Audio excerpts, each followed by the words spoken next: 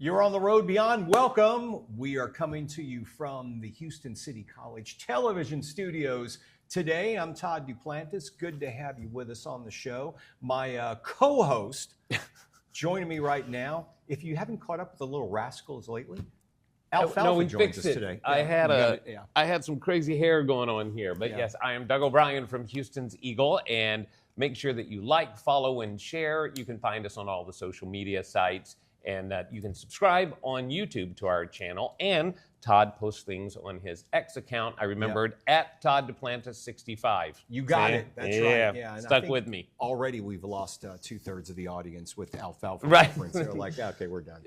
Google it. You'll see what we're talking about. Yep, that's right. Now, we've told you over the past few weeks about the stellar visitor Atlas 3I, right? And its predecessor, Oumuamua. And we have a possible update.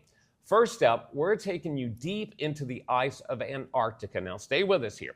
It's far beyond our solar system, and there's a claim that it is a secret U.S. space fleet that allegedly landed on an alien object from another star. It's a story that blends whispers from inside the military high-tech operations under the frozen continent and a mysterious visitor from deep space known as Oumuamua. We just keep getting more and more of these. Now, this all began with revelations from two former American servicemen. Now, they're known publicly only as Spartan 1 and Spartan 2, both interviewed by veteran UFO researcher Linda Moulton Howe during a live stream in February 2019. Spartan 1, a former Navy SEAL, described entering a massive 62-acre octagonal structure buried beneath the ice near Beadsmore Glacier, and now that is in Antarctica. He claimed it was part of a network of advanced facilities hidden from the public. Well, then we get Spartan 2, a Marine Corps special operator who contacted Howe back in March of 2017. His account took things to an entirely different level. We're talking about a mission to an object that science wouldn't officially identify until months later. Now, in late 2017, astronomers detected something strange, a long, thin object speeding through our solar system. They named it Oumuamua, a Hawaiian word meaning scout or messenger from afar, should it be. It was also the first known interstellar object to visit our solar system. Pretty incredible. Yes, but according to Spartan 2, the U.S. military had already been there. You heard me right. He claimed an elite covert space fleet had landed on Oumuamua before its official discovery and found it to be, you ready for it, an abandoned space fleet ship. There you go. Spartan 2 said that this just wasn't reconnaissance, that the mission was part of a long-running program that operates far outside public view with technology far beyond what has been disclosed. So I'm sure you're thinking, how does Antarctica fit in this? Well, both Spartans described it as a hub, not just for research, but for launch and coordination of deep space missions. Spartan 1's octagonal structure was said to connect to vast underground hangars where craft capable of interstellar travel are stored. They claim these facilities were built over decades, with sections allegedly dating back to World War II. Expeditions, really? Later expanded with cutting-edge propulsion systems and something more, tech of non-human origin.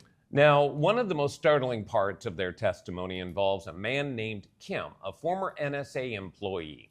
He was promoted to U.S. Cyber Command, and according to the Spartans, Kim oversees communications with extraterrestrial citizens. Now, the claimed Cyber Command has an 8th floor, that's what they're saying, off limits to nearly all military personnel. So how would they know?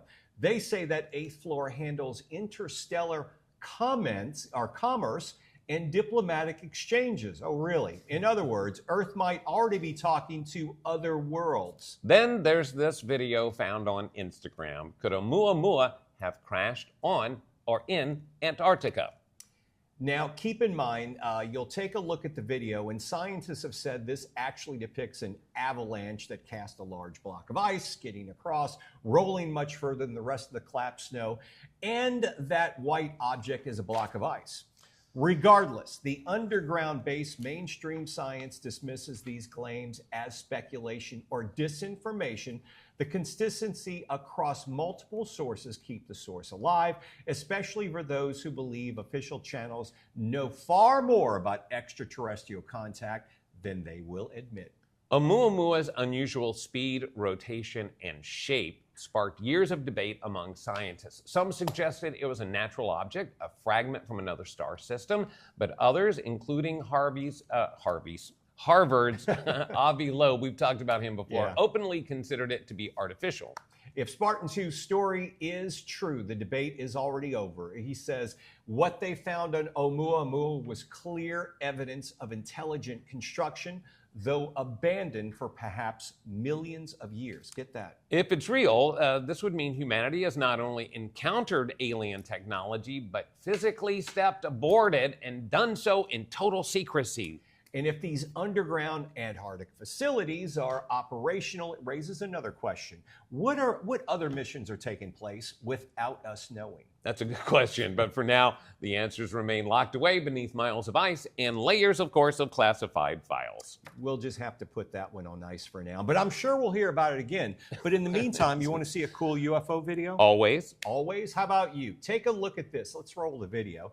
This was posted on X this week. Now, which I found interesting about this video, at Internet Adventurer claims Grok says this is not AI or CGI created. If it is, it's a very good one. Possibly, though, it is a secret military project called TR-38. No locations given of this video. This thing is very, very cool. I've read about this. That's still very secret. No one is talking about it. And official sources say it's not real, but it sure fits the description. Well, we've also shown you videos in the past. We'll find a few of them if you go in our past shows, but you'll see these large triangular objects flying around. And I think that's become characteristic of not just what people perceive that UFOs or extraterrestrial craft can be, but also of secret government projects that we're just not aware of. Well, when you think about it, we're pretty much already there. If you look at these, what is it, the stealth B-2 bomber, you know, it's already got the triangle shape. Look what they sent to Iran,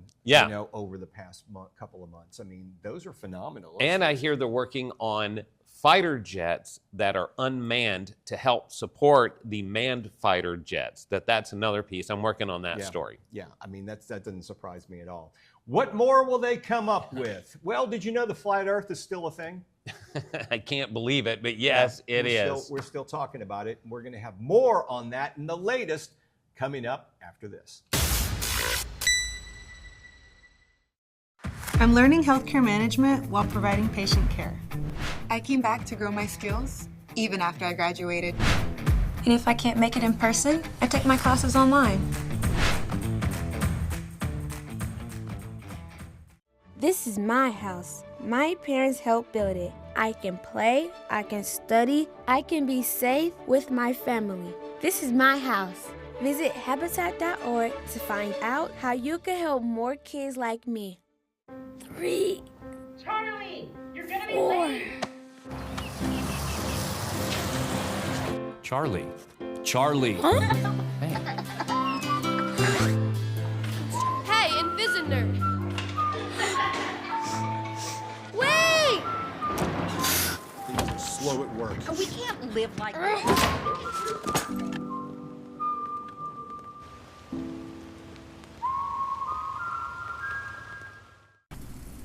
When you're given a childhood cancer diagnosis, hope is lacking. But coming to St. Jude, they were my foundation for getting my hope back. So we have to continue funding St. Jude, because if it weren't for the donors, my daughter may not have made it to her 2nd birthday. Now she can show everybody else what true strength is.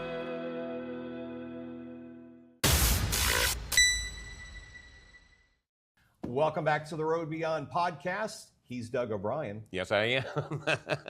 All right.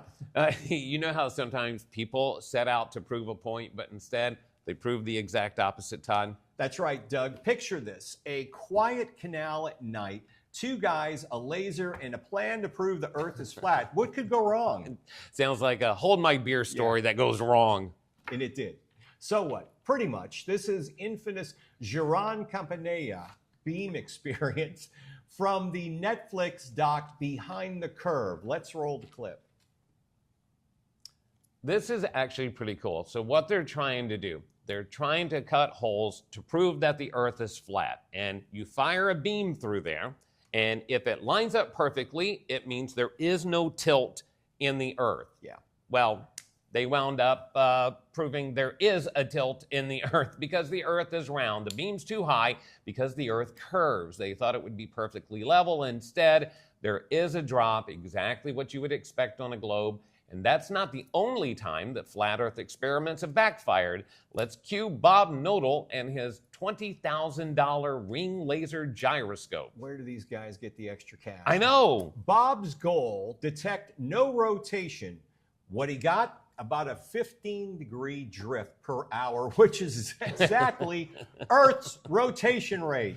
See, the thing works on the Sagnac effect. That's a We good all wine, know. too. Yeah, That's that's a real right. good wine. We all know about the Sagnac effect. Two light beams go in opposite direction. If the base rotates, they interfere differently. That drift, pure, undeniable proof that we are spinning. Of course, this isn't new. In the 1850s, Leon Foucault wowed Paris with a pendulum that changed direction as the Earth rotated beneath it. There are more experiments to prove this. You have the Michelson-Gale-Pearson experiment in 1925. They built a massive interferometer to measure rotation, accurate down to parts per thousand. And my personal favorite, centuries of navigation. Ships disappearing, hull first, over the horizon, aren't sinking. That's called curvature, folks. So between canals, gyros, pendulums, interferometers, and actual seafaring, the evidence is overwhelming, and yet some of the best demonstrations come from flat earthers themselves. Geron's beam test, Bob's gyroscope. It's like science fair irony at its finest. So here's to the experiments, because whether you believe them or not, it's true, folks. I can't believe that we're still talking about this in 2025. Yeah, but I mean, it is amazing. There is a group of people, and they're very serious. here's you know? Here's the thing about the whole flat Earth that I've never understood. We have all of these images from NASA Right. and other space Yeah, I was about agencies, to say, right? they went to the moon. They Yes. photographed the Earth. It was not flat. Okay, but a lot of people claim that It's a we Stan- did yeah, that it's we Stanley couldn't get through Kubrick the Van film, Allen yeah. belt. Well, first of Yeah. all, we went through the Van Allen belt at the smallest part, and we went through very quickly. So Yeah. the radiation is not a worry. But about the Earth, about the moon, there are actual mirrors on the moon Yeah. that if you fire a laser at these mirrors, the laser bounces back to Earth. That is proof that we were there. That is proof we went to the moon. And they use that to measure the distance that the moon is away from the Earth. So there is physical evidence. But the fact that people believe none of the evidence. Well, it's right? all a conspiracy thing. And believe me, all of us love a good conspiracy Yes. theory. We all do. But here's what I don't get. You don't believe any of the evidence, which we Right. just showed you. Yeah. There's plenty. But you believe things that have not been proven. Well, it You goes believe back to zero evidence over all the evidence. Well, it just goes back to whether or not you believe dogs can drive, Right. as opposed to cooking. We'll Or have things more like that. more crazy animals in a bit. But I don't get the not believing science. I totally get not believing your government. I Right. totally Yeah, we believe get that. people Yeah. lie to you. I don't believe not believing the numbers. All right. That is, I mean, do you realize how a sundial think works? about it. People have a reason to say don't trust the science. Yes. Look at what happened during COVID. Well, yeah. They were lying. But- everybody knows that. It's come out in Congress now. When it comes to math, numbers Numbers don't do lie, count. Yeah. right? Yeah. So I mean, that's I'm the way not it a is. moon theory, but I'll tell you one thing. Why did we not go back to the moon? You know, and that's a good question. And there is the program that they want to go Yeah. back to the moon. Right. But they claim to have lost a bunch of the old tapes. We don't have the technology anymore. That is interesting. So we had the technology in '69, but Yeah. we don't have it now. We actually have more technology in our But phone we can't get back to the moon. than they had to Yeah. get to the moon. Some say that there's no reason. We've done all we can do. There's nothing else to find out about the moon. But it is suspect, and that adds to the flat earthers not believing a lot of the science and proof. give you a little tip on what's going to come up in the next show. We're going to talk about theories on why we didn't go back to the moon. Ooh. And it has nothing to do with technology. Or could it? Otherworldly technology. Interesting. We'll get into that in I the can't future. wait. Okay, let's go on a weird and wobbly trip, shall we say, to the West Coast. It's one of the strangest places in America, the mystery spot in Santa Cruz, California. Yes. Take a look. This is a place where the laws of physics seem to break down or at least go a little tipsy. The scientific side, it's basically a gravity hill on a house. Tilted walls, skewed floors, no horizon as a guide, and your brain says, yeah, I'm totally cool with all this. We're talking about a spot where balls roll actually uphill and people change heights depending on what side of the room or the mountain you're standing on. It's crazy. It's like having too much tequila, but you haven't. We're talking dogs and cats living together, weird stuff, maybe human sacrifice. No, weird. wait. Play clip. Human sacrifice, dogs and cats living together, mass hysteria. No, but good try though. Researchers call it orientation framing. Your brain wants a level reference, but it doesn't get it, and boom, you're channeling a hippie, trippy flashback, and you haven't even had any illegal help, if you know what I mean. The mystery spot is located in the Redwoods Forest, just outside Santa Cruz. It's a circular area about 150 in diameter, where gravity and maybe reality itself seem to take a lunch break. This right here, this is a fascinating case where look at the different heights of yeah. the people, and then as they rearrange, they're all going to be the same height. So inside the main cabin as well, you can see people leaning at impossible angles. We're talking 17 degrees. So look, they just switched and now they're all the same height. How does that happen? So anyway, these things happen. Balls roll uphill, water rolls uphill. It is the craziest thing, Todd. It's dramatically different, and it all depends on where you're standing. Well, tour guides love to amp this up, of course. They amp up the drama, saying it's a gravitational anomaly, a vortex, or even a magnetic portal that scrambles time and space. Look, maybe it is, or maybe it's a brilliantly constructed optical illusion. Either way, it messes with your head, but that's the fun part.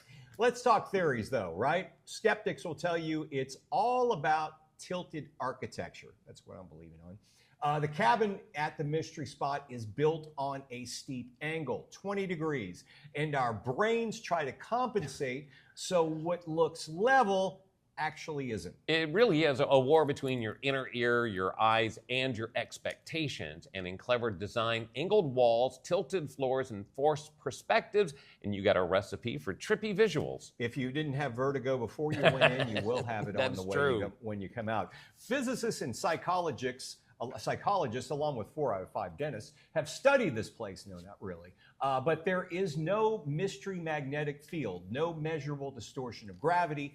Physicists have checked. It's a trick of perspective, not a tear in reality. But senses are definitely fooled. People even talk about feeling uneasy and even nauseous. Some have lost their lunch while visiting the mystery spot. Now, the cool thing is, it's not just there in Santa Cruz. There are other so-called gravity hills and vortex houses around the world. You've got the Oregon Vortex, the Mystery Shack in Colorado, and they're all playing the same game. Interestingly, though, a lot of them are on the West Coast. Just saying. I believe there's also one in Arkansas that I went to. Is there? there? Yeah. Okay. Yeah, but here's the thing. Just because science can explain something doesn't mean it stops being magical, folks. The mystery spot is still one of those places where grown-ups act like wide-eyed kids again. Perfect for a summer vacation. So if you're ever near Santa Cruz, stop by the mystery spot, take the tour, tilt your perspective, and walk away wondering, what if? And remember, just because something feels off doesn't mean it isn't real. Sometimes that's when the fun begins. I do seem to remember going into one of these places, and I want to say it was in the Ozarks, possibly in Arkansas. And it was one of these cabins where you walk in there, and it was obviously constructed weird. Sure. So you're walking up the walls and stuff like that. Well, it just shows you the power of the brain. Like our brain, your brain's telling you one thing, right? Your body's telling you another. It wants to make sense of all of this, and when it can't, it really struggles. I mean, we have enough trouble in our true reality. When you alter our reality, it really messes it up even more.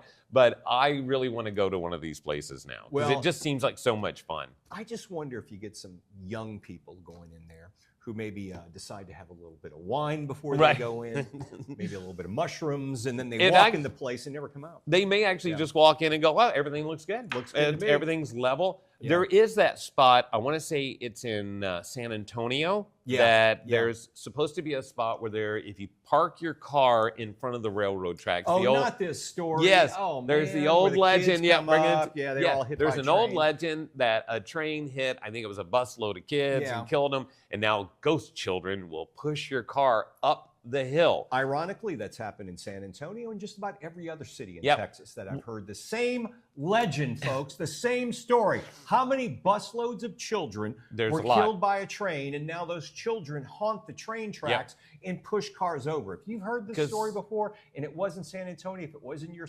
hometown, comment below and let us know what your story comes People have tried it. It has happened, but they also figured out that it was, again, forced perspective. Forced perspective. Yeah, it looked like it was uphill. And let me guess, they actually saw the dust with the handprints Yes, on. they Yeah, did. They yeah. saw handprints, although it was theirs from before. But still, Have it's you a good seen story. any credible video proving this? I have seen video of it happening and then them proving that it's forced perspective because the Yeah, road right. looks like Forced this. perspective I get, but I want to see those handprints because that's a telltale sign. They did show it, but again, they were big handprints, so I Yeah. think they were there after. But the whole idea is the road is like this, but the tree line Yeah. is what's different, so it makes it look angled when it's really level, or actually it's slightly downhill. But it's a cool idea.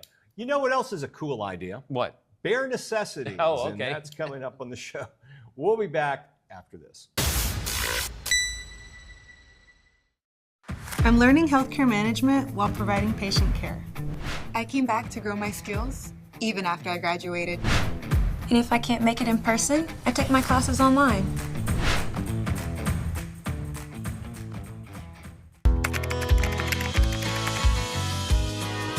How you doing? Hey, Mason. Mason.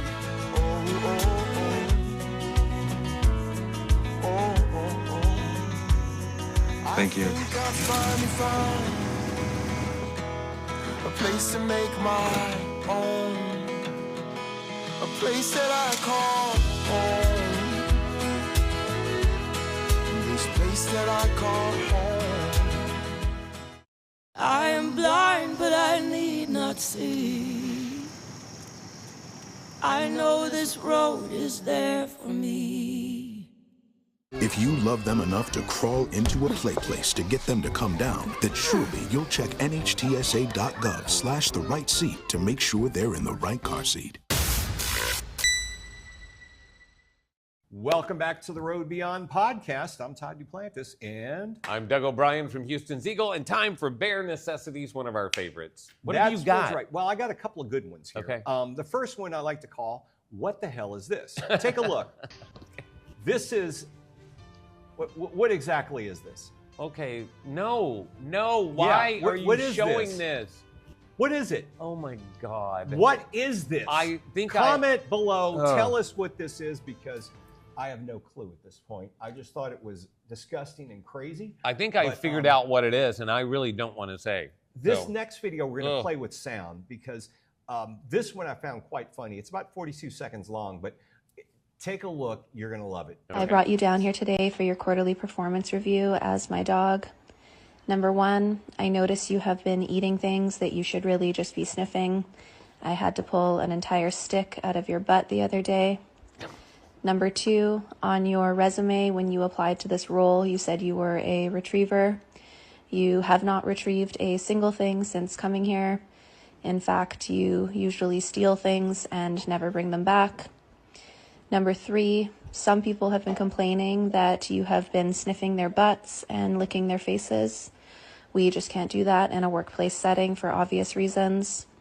I look forward to improved performance at our next meeting. I brought you down here today for your quarterly performance. He's a very patient dog. You got to I give him love credit. it. I love it, though. But that woman's voice is just so human resources. Right.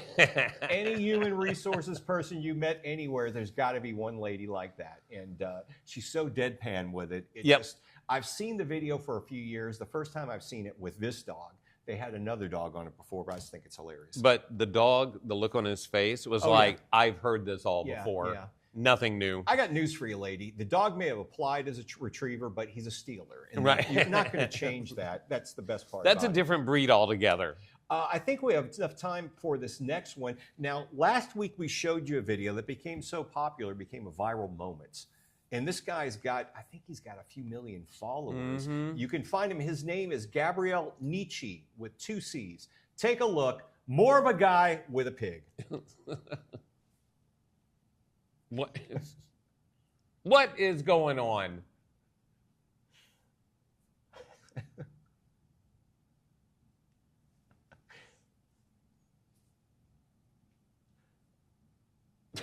This just keeps going on. It goes on for quite a while, but you can see this guy enjoys feeding his pig.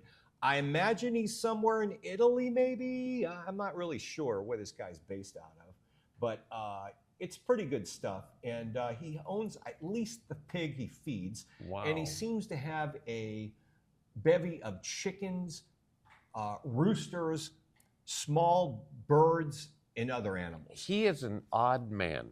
But he's got over 1 million followers. I mean, the guy's doing quite well out there. But you know, we also love looking at car crashes. So I don't know. I don't know that having that many followers. You saw the video that started the opening of the segment. So I tell you what, since it's so great, why don't we change our show and we'll just spend half an hour feeding a pig, feeding possums or something. We got to do something different. We got to try that out. We'll be here in tutus feeding possums with a skunk on our shoulder.